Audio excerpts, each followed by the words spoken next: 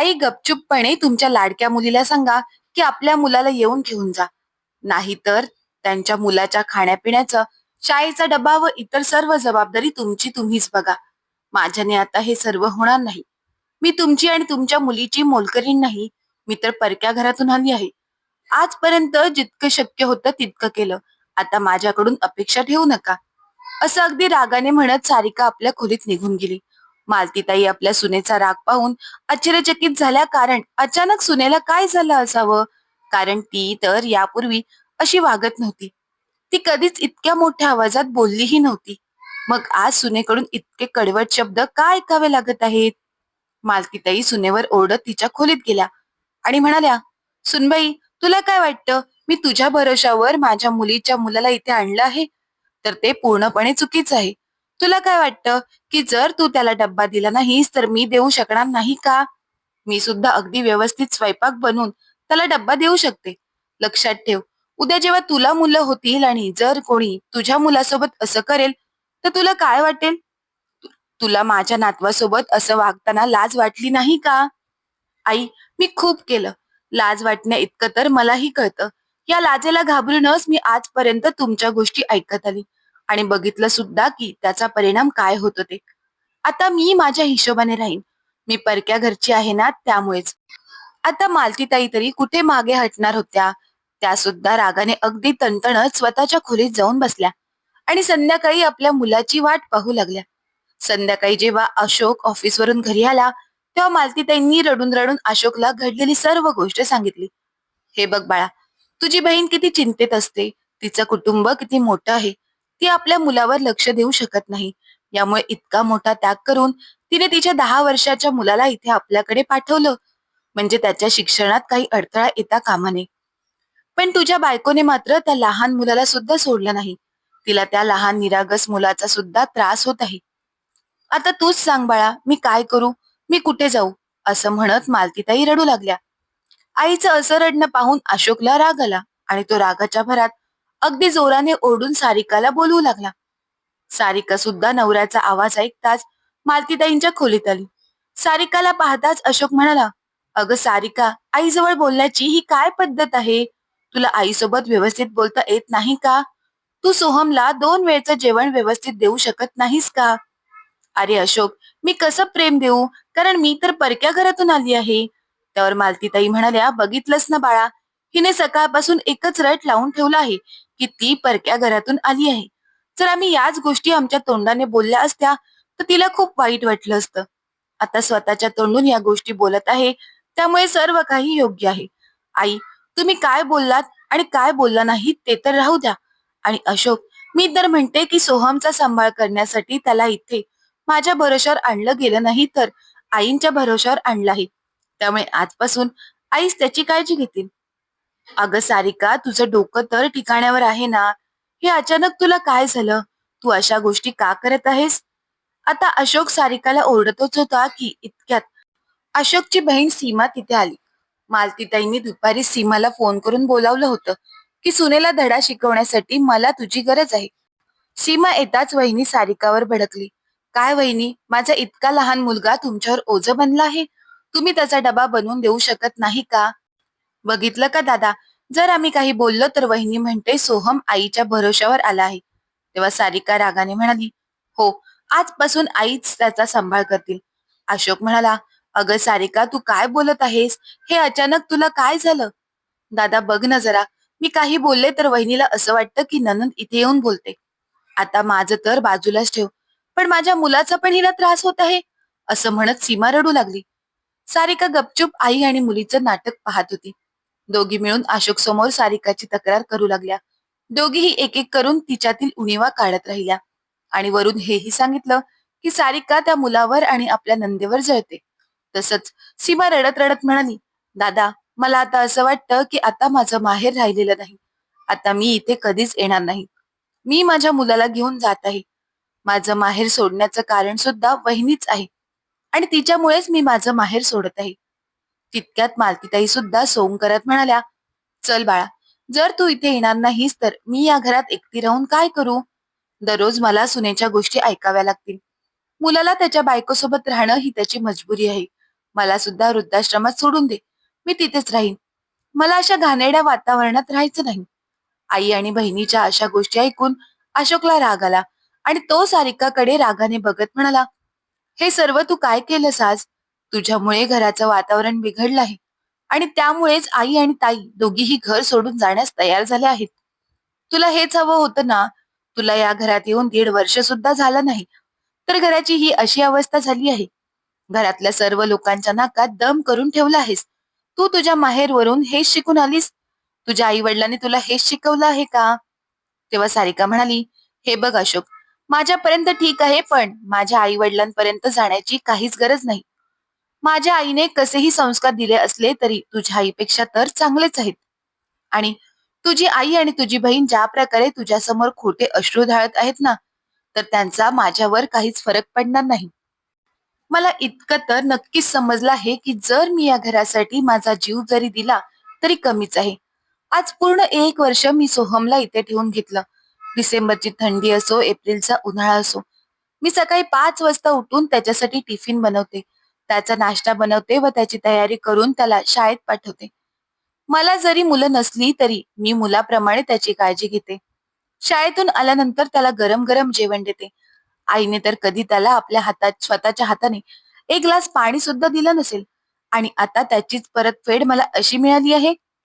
असं म्हणत सारिकाने तिच्या फोनमधील फोन रेकॉर्डर चालू केला, ज्यामध्ये सीमा आणि मालतीताई दोघी आई आणि मुलीच्या गोष्टी रेकॉर्ड केलेल्या होत्या. सीमा आपल्या आईला म्हणत होती की आई, तू सोहमची जरा जास्तच काळजी घे. मी तुझ्या भरोशावर त्याला तिथे सोडलं आहे. मला वहिनीवर विश्वास नाही, कारण ती तर परक्या घरची आहे. पण तू मात्र त्याच्यावर लक्ष दे. त्याच्या खाण्यापिण्याकडे लक्ष ठेव. अगं बाळा, तू काळजी करू नकोस. सुनबाई जरी परक्या घरची असली तरी मी सोहमची आजी आहे. मी त्याला माझ्या स्वतःच्या जीवापेक्षा जास्त प्रेम करते. त्यामुळे तू त्याची अजिबात चिंता करू नकोस. तो इथे सारिकाच्या भरोश्यावर थोडी आला आहे. मी बघते. तू त्याच्या बाबतीत पूर्णपणे निश्चिंत राहा. सारिकावर तुझा काय, माझा सुद्धा स्वतःचा विश्वास नाही. यामुळे मी स्वतः प्रत्येक वेळेस सोहमच्या सोबत उभी असते. त्याच्या खाण्यापिण्यावर लक्ष देते. तो इथे खूप खुश आहे. त्यामुळे तू अजिबात त्याची काळजी करू नकोस. त्याला काहीही त्रास नाही. आता तुझी आई अजून जिवंत आहे. मग तू काळजी का करत आहेस? सारिकाची काय लायकी? ती तुझ्या मुलाला का बघेल? मी एकटी त्याच्यासाठी पुरेपूर आहे. आई आणि मुलीच्या गोष्टी ऐकून सारिकाला खूपच राग आला होता. खरं तर जेव्हा मालतीताई आणि सारिका एकत्र बसून चहा पित होते, तेव्हा सीमाचा फोन आला. फोन बघताच मालतीताई उठून आपल्या खोलीत निघून गेल्या आणि त्यांचं असं वागणं नेहमीच झालं होतं. त्या कधी कधी सीमाजवळ सारिकाच्या समोर फोनवर बोलत नसत. सारिकाला यामुळे खूपच विचित्र वाटत असे की आई अशा कोणत्या गप्पा गोष्टी करत असतील, ज्यामुळे त्या लपून एका कोपऱ्यात बसून फोनवर गप्पा मारतात. त्यामुळेच आई आणि मुलीच्या गप्पा ऐकण्याची जिज्ञासा सारिकाच्या मनात उत्पन्न झाली. त्यामुळे सारिकाने आपला फोन रेकॉर्डर चालू करून त्यांच्या खोलीत ठेवून दिला. कारण मालतीताई आपल्या खोलीत गेल्यानंतर अगदी आरामात फोन स्पीकरवर ठेवून गप्पा गोष्टी करत असत. कारण त्यांना या गोष्टीची खात्री होती की त्यांची सून त्यांच्या खोलीत येणार नाही. तसंच त्यांच्या मोबाईलचा स्पीकरचा आवाज कमी असायचा, जो फक्त मालतीताईंनाच ऐकू जायचा. तेव्हापासून आई आणि मुलीच्या गोष्टी ऐकल्या तेव्हापासून सारिका खूपच त्रासली होती. जेव्हा संपूर्ण रेकॉर्डिंग अशोकने ऐकलं, तेव्हा मालतीताई आणि सीमाचा चेहरा बघण्यासारखा झाला होता.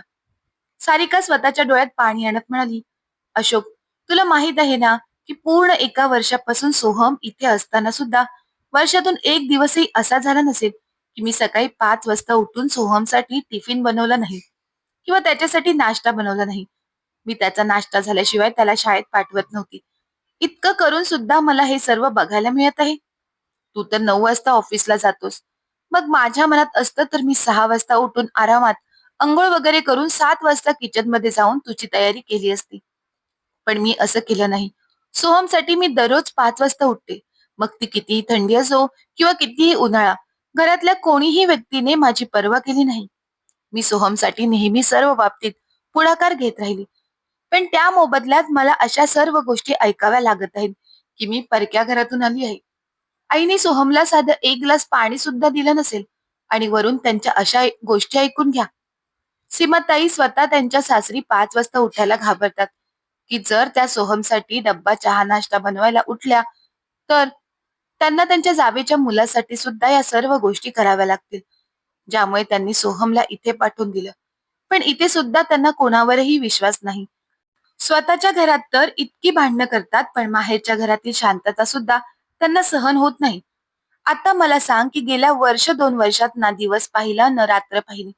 मुलाचा डब्बा भरून नाश्ता कपडे करत त्याच्या प्रत्येक लहान लहान गोष्टीची काळजी करत असलेल्या व्यक्तीला जर असं म्हटलं, की तो या घरचा नसून परका आहे, तसंच त्या व्यक्तीवर विश्वास नाही आणि त्या व्यक्तीच्या भरोश्यावर मुलाला ठेवलं नाही, तर त्या व्यक्तीला त्रास होणार नाही का? मी माणूस नाही का? मी सुद्धा हाडामासांनी बनलेली आहे. माझ्या मनात सुद्धा हृदय आहे. मला सुद्धा त्रास होतो. तुम्हीच सोहमला विचारा, जेव्हा त्याला लहान लहान गोष्टी हव्या असतात, तेव्हा तो त्याच्या आजीजवळ न जाता माझ्याजवळ येतो.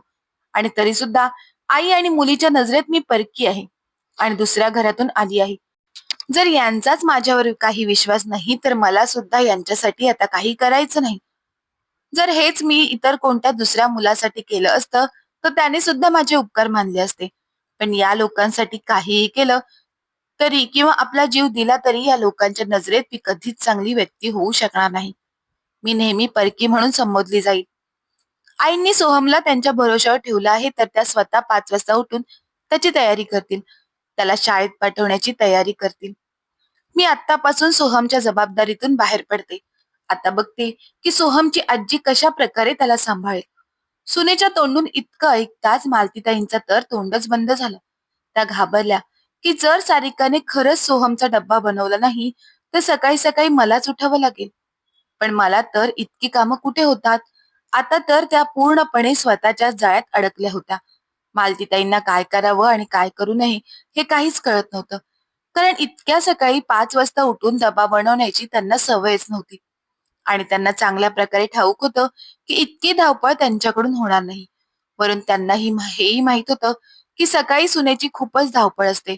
पण तरी सुद्धा सासूपणा दाखवण्याच्या नादात खूप काही त्या बोलून गेल्या होत्या. सारिका रागाने आपल्या खोलीत निघून गेली.